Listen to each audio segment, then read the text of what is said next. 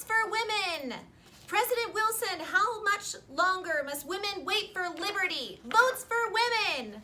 The American women's suffrage movement was a decades-long movement to secure the right to vote to all women in the United States. The movement began in the early 1800s as women became active leaders in many other social reform movements, including the temperance movement, a fight against alcohol, the abolitionist movement, a fight against slavery, and other moral and religious reforms. As women rose to leadership roles in these organizations, they began to realize the limitations of their freedoms and rights in the country as a whole. In 1848, the suffrage movement had its first major milestone. The Seneca Falls Convention in New York State gained national attention.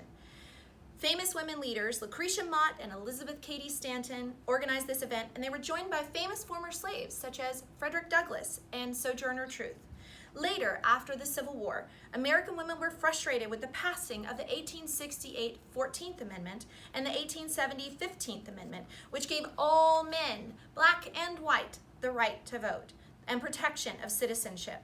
Yet none of these rights were extended to women. In fact, in 1873, when Susan B. Anthony, a leading suffragette, registered to vote in the presidential election, she was arrested. As the movement continued, many organizations were created to work toward their goal.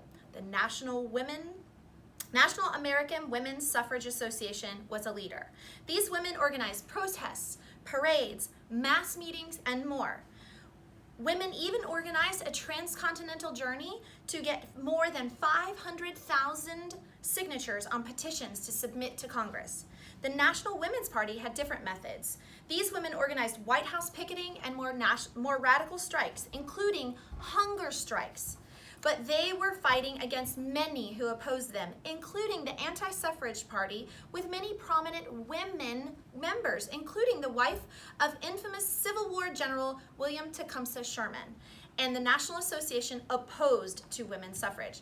These people argued that giving women the right to vote would jeopardize women's roles as wives, mothers, caretakers, and educators.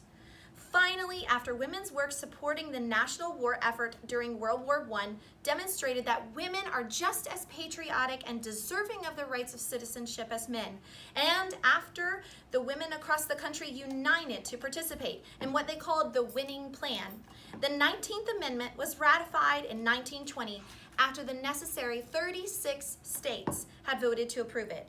It would still be many years before each of the remaining states in the Union had voted in support of this amendment.